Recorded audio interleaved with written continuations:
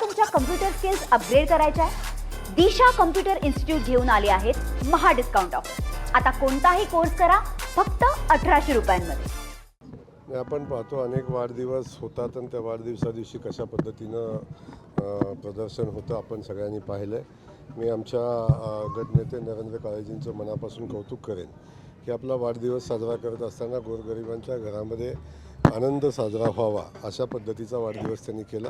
आणि साधारण की सामुदायिक विवाह सोहळा या ठिकाणी घेतलेला आहे आणि खूप चांगला अनेक सामाजिक उपक्रम या निमित्ताने त्यांनी घेतलेला आहे. त्यांचं कौतुक आहे या निमित्तानं. भाऊ, मोहोळ जो वळसंग रस्ता आहे त्या रस्त्याच्या निमित्तानं कुठेतरी श्रेयवादाची लढाई चालते. खासदार ताई म्हणतात की ते पत्र वगैरे व्हायरल होतात, त्याच्या निधीचा पाठपुरवठा खासदार त्यांनी केला. तरी दुसरीकडे दोन आमदार आपले सचिनदादा असतील, सुभाष आमदार असतील, यांची पत्र व्हायरल होतात. नेमकं श्रेय कुणाचं आहे? सोलापूरची जनता कन्फ्यूज आहे जरा. सोलापूरच्या जनतेने कन्फ्यूज व्हायचं बिलकुल कारण नाही.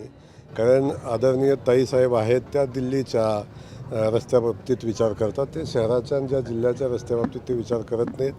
ज्या ठिकाणाहून राहुल गांधीच्या घरी चांगला रस्ता जातो त्या ठिकाणी त्या रस्त्याचा त्यांच्याकडे विचार असतो.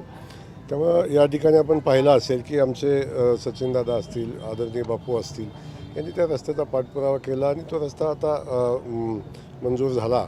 आपण बाकी सगळ्या विषय बाजूला ठेवून खरं तर खऱ्या अर्थानं या परिस्थितीमध्ये विकास काम कोण करतं आहे, विकास कामाला पाठबळ कोण देतं आहे आणि भारतीय जनता पक्षाच्या सरकारच्या माध्यमातून एक एवढ्या मोठ्या प्रमाणावर विकास काम होताना आपण सगळेजण पाहतो आहे.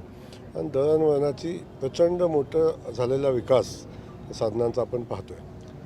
जय पवार असं म्हणतायत. खरं तर अजितदादांनी मुख्यमंत्री व्हावं असं सगळ्या कार्यकर्त्यांची इच्छा होती. सुनेत्रा वहिनी तर त्यांची जागा घेत आहेत, त्यामुळं 29ला सुनेत्रा वहिनी मुख्यमंत्री व्हाव्यात अशी सगळ्यांची इच्छा असल्याचं त्यांचं मत आहे. आपण कशा पद्धतीने बघताय विधानाकडे? नाही, आता प्रत्येकाला आपल्या भावना व्यक्त करायचा अधिकार आहे, परंतु मुख्यमंत्री व्हायला तेवढा मोठा जनाधार लागतो, तेवढ्या आमदारांची सगळी मोठी संख्या लागते. आणि मला वाटतं याचा निरर्थक चर्चा करण्याचा मध्ये काही अर्थ नाही आहे. मी आज सांगतो की आदरणीय देवेंद्रजींच्या नेतृत्वाखाली खूप चांगलं सरकार चाललं आहे. ते 2019 साली आलं होतं, 2014 साली आलं होतं, 2024 साली आलं आहे आणि आदरणीय देवेंद्रजींच्याच नेतृत्वाखाली 2029ला पण सरकार भारतीय जनता पक्षाचं येईल. त्यामुळं प्रत्येकाला इच्छा व्यक्त करण्याचा अधिकार आहे. प्रत्येकाच्या भावना या निमित्तानं असणे साहजिक आहे, परंतु त्या सगळ्या परिस्थितीला तशी परिस्थिती असायला लागते, तेवढं पाठबळ असायला लागतं, तेवढा जनाधार असायला लागतो. तो माननीय देवेंद्रजींच्या सोबत आहे. नसरापूरची जी घटना घडली त्यानंतर प्रणिती शिंदे असं म्हणतायत की मुख्यमंत्र्यांनी नैतिकता स्वीकारून राजीनामा दिला पाहिजे. या सगळ्या प्रणिती शिंदे असं म्हणतात मुख्यमंत्र्यांनी राजीनामा दिला पाहिजे नसरापूरच्या घटनेच्या. गृहमंत्र्यांनी राजीनामा दिला पाहिजे असं त्यांनी म्हणजे पश्चिम बंगालचा वगैरे जल्लोष साजरा केला. एवढी मोठी घटना घडली महाराष्ट्रात, तर आनंद जल्लोष साजरा करण्यापेक्षा दुःख साजरा करायचं होतं असं त्यांचं म्हणणं होतं. नैतिक जबाबदारी स्वीकारून त्यांनी राजीनामा द्यायला पाहिजे. नाही, केरळमध्ये काय केलं? केरळमध्ये दुखवटा होता काय? आपण आपल्याकडे जेव्हा समोरच्याकडे एक बोट करतो तेव्हा आपण पाहतो की आपल्याकडे 3 बोटं असतात, 4 बोटं आपल्याकडेही असतात. एक दुर्दैवी घटना घडली आणि एका विकृत माणसाकडून घडलेली घटना होती. त्याच्यावर तातडीनं कारवाई झाली, अटकही झाली, पुढची कारवाई झाली.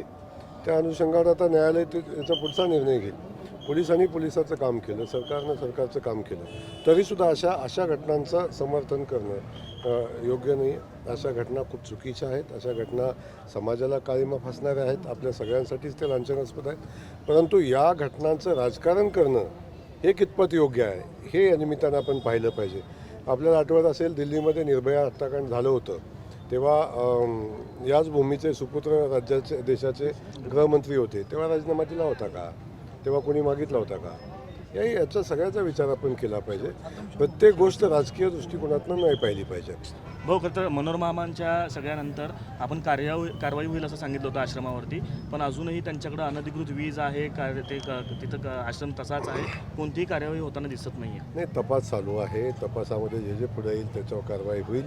त्यामुळे ज्या गोष्टी चुकीच्या असतील त्या सगळ्या गोष्टीवर कारवाई होईल. तुम्हाला तुमच्या कम्प्युटर स्किल्स अपग्रेड करायच्या आहे? दिशा कम्प्युटर इन्स्टिट्यूट घेऊन आले आहेत महा डिस्काउंट ऑफर. आता कोणताही कोर्स करा फक्त 1800 रुपयांमध्ये.